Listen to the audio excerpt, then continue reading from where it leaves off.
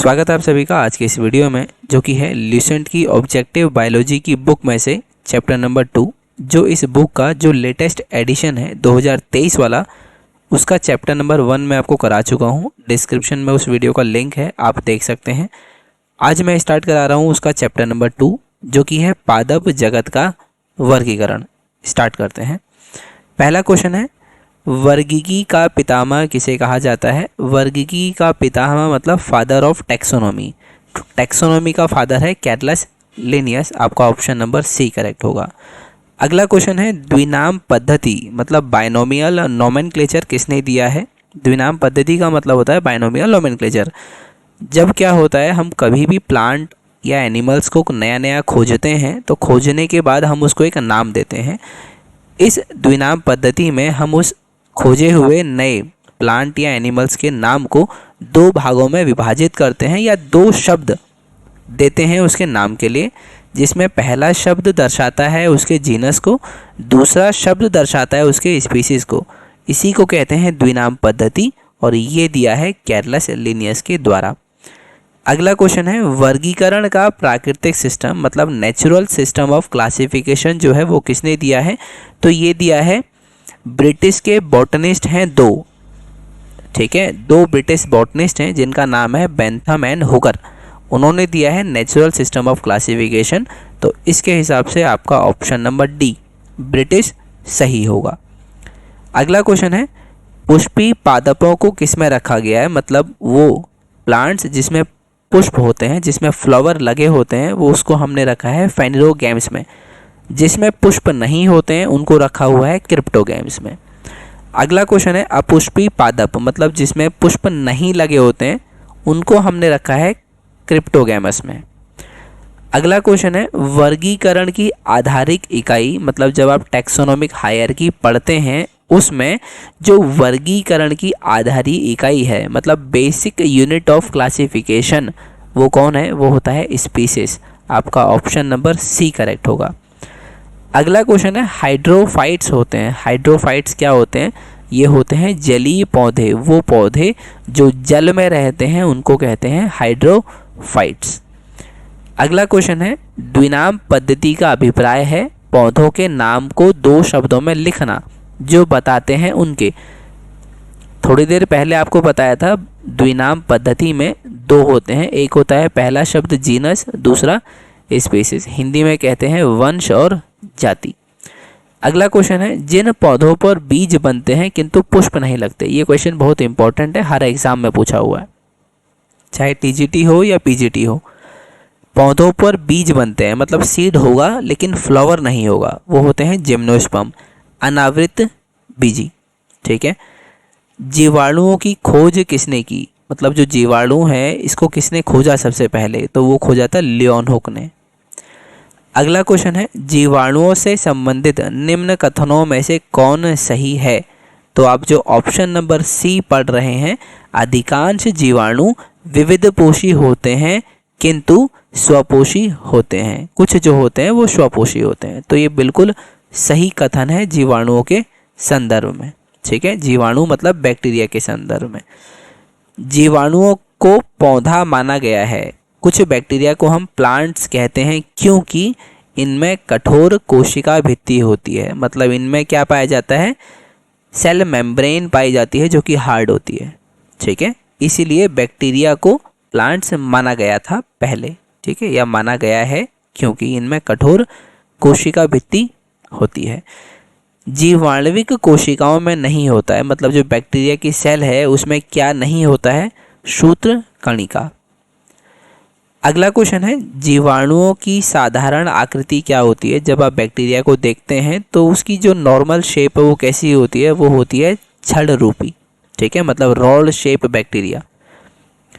जो जीवाणु आकार में सबसे छोटे हैं कहलाते हैं। जो बैक्टीरिया सबसे छोटे होते हैं उनको हम कहलाते हैं गोल शेप के बैक्टीरिया, हिंदी में बोलते हैं गोलाणु, ठीक है। जो सबसे छोटे यही होते हैं। एक गोल जीवाणु कहलाता है जो एक गोल बैक्टीरिया होता है या राउंड बैक्टीरिया होता है, सर्कल बैक्टीरिया होता है, इसको हम कहते हैं कोकस। एक सर्पिल जीवाणु को हम कहते हैं डिप्लोकोकस, बेसिलस, कोकस या स्पाइरलम। जो स्पाइरल शेप का बैक्टीरिया होता है उसको हम बोलते हैं स्पाइरलम। अगला हमारा क्वेश्चन है, वास्तविक केंद्रक किसमें अनुपस्थित होता है? मतलब ट्रू न्यूक्लियस जो है वो किसमें एब्सेंट होता है? तो आपको पता है बैक्टीरिया में ट्रू न्यूक्लियस एब्सेंट होता है। ट्रू न्यूक्लियस का मतलब है वो न्यूक्लियस जिसकी अपनी एक बाउंड्री हो और उसका फिक्स जगह हो कि वो इस स्थान पर पाया जाता है, ठीक है, और उसकी एक कवरिंग भी होती है। अगला क्वेश्चन है, निम्न में से कौन सर्वाधिक संख्या में पाए जाते हैं? इनमें कौन जो है वो सबसे ज़्यादा पाए जाते हैं, मतलब जिनका नंबर सबसे ज़्यादा है? शैवाल का, कवक का, जीवाणु का या कीट का? एल्गी का, फंजाई का, बैक्टीरिया का या इंसेक्ट का? तो बैक्टीरिया जो हैं वो सबसे ज़्यादा संख्या में पाए जाते हैं पूरी पृथ्वी पर। बैक्टीरिया में पाया जाने वाला प्रकाश संश्लेषी आशय कहलाता है वर्णकी लवक।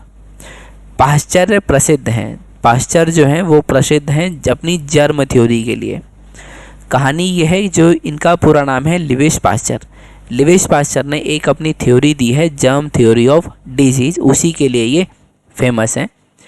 पहले माना ये जाता था अगर किसी भी व्यक्ति को कोई बीमारी हुई है तो वो भगवान की वजह से हुआ है, ठीक है, भगवान ने उसको दिया है, या फिर ये लोग समझते थे प्राचीन लोग कि इन्होंने भगवान के बारे में कुछ उल्टा सीधा कहा है या भगवान ने इनको कोई रोग दिया है। लेकिन जब लिविस पाश्चर वो हैं जिन्होंने कहा था कोई ना कोई रोग जो होता है, जैसे हम इस पृथ्वी पर हैं वैसे ही हमारे साथ साथ अन्य सूक्ष्म जीवी, जीवाणु और विषाणु भी हमारे साथ इस पृथ्वी पर रहते हैं और उनमें से बहुत सारे जीवाणु या विषाणु रोग फैलाते हैं। इसी को उन्होंने दिया था, इसी के संदर्भ में या इसी के रिगार्डिंग में उन्होंने एक थ्योरी दी थी जिसको हम बोलते हैं जर्म थ्योरी ऑफ डिजीज। अगला क्वेश्चन है, निम्नलिखित में से सबसे छोटा जीव कौन है? सबसे छोटा कौन है? वो होता है माइकोप्लाज्मा। ये बैक्टीरिया से भी छोटा होता है या जीवाणुओं से भी छोटा होता है। जो जीवाणु सीधे ही वायुमंडलीय नाइट्रोजन को नाइट्रोजन के यौगिकों में बदलते हैं वो कहलाते हैं नाइट्रोजन स्थिरीकारी जीवाणु, नाइट्रोजन फिक्सेशन बैक्टीरिया। मतलब नाइट्रोजन को फिक्स करने वाले बैक्टीरिया वो होते हैं जो नाइट्रोजन को नाइट्रोजन के यौगिक जो होते हैं उसमें बदलते हैं। मूल ग्रंथियों मतलब रूट नोड्यूल्स कहाँ पर पाई जाती हैं? ये कुछ लेग्यूमिनस जो प्लांट्स होते हैं और कुछ अन्य पौधों में पाया जाता है रूट नोड्यूल्स, जिसको हिंदी में कहते हैं मूल ग्रंथिकाएं। अधिक नमक वाले अचार में जीवाणु जीवित नहीं रह पाते हैं, ठीक है। जैसे आप देखते हैं ना घर में कोई अचार बनाता है तो उसमें नमक डाल देता है, ठीक है। वो क्यों डालते हैं? ताकि जो उसमें अगर कोई बैक्टीरिया चले गए हैं तो वो जीवित ना रह पाएँ, क्योंकि अगर वो उसमें जीवित रहेंगे तो हमारे अचार को ख़राब कर सकते हैं, ठीक है। इसलिए नमक मिलाया जाता है ताकि जीवाणु जीवित नहीं रह पाते हैं। अब नमक से ऐसा क्या होता है, तो जो उनका जीव द्रव्य होता है वो कुंचित हो जाता है और इस तरह वो मर जाते हैं। अगला क्वेश्चन है, मानव की आंत में पाया जाने वाला जीवाणु मतलब वो बैक्टीरिया जो मानव की इंटेस्टाइन आंत में पाया जाता है वो होता है एस्चेरिया कोलाई या ई कोलाई। अगला क्वेश्चन है, तपेदिक मतलब टीबी, टीबी किससे उत्पन्न होता है या कौन सा जीवाणु उसको उत्पन्न करता है? तो वो होता है माइकोबैक्टीरियम ट्यूबरकुलोसिस, ठीक है। भोजन की विषाक्तता उत्पन्न होती है, मतलब फूड पॉइजनिंग की बात कर रहे हैं तो फूड पॉइजनिंग होता है क्लोस्ट्रीडियम बोटुलिनियम के द्वारा। अगला क्वेश्चन है, एंटीबायोटिक्स अधिकांशतया प्राप्त होते हैं, जो एंटीबायोटिक्स होते हैं वो सबसे ज़्यादा किससे प्राप्त होते हैं? बैक्टीरिया से। अगला क्वेश्चन है, यदि एक जीवाणु कोशिका प्रति 20 मिनट में विभाजित होती है तो 2 घंटों में कितने जीवाणु बनेंगे? मतलब एक बैक्टीरिया है वो हर 20 मिनट में डिवाइड होता है और बैक्टीरिया होता है बाइनरी फिजन से डिवाइड। 20 मिनट बाद वो 1 से 2 हो जाएगा, अगले 20 मिनट बाद वो 2 के 4 हो जाएगा, अगले 20 मिनट बाद वो 4 से कितना हो जाएगा? 16 हो जाएगा, 8 हो जाएगा, ठीक है।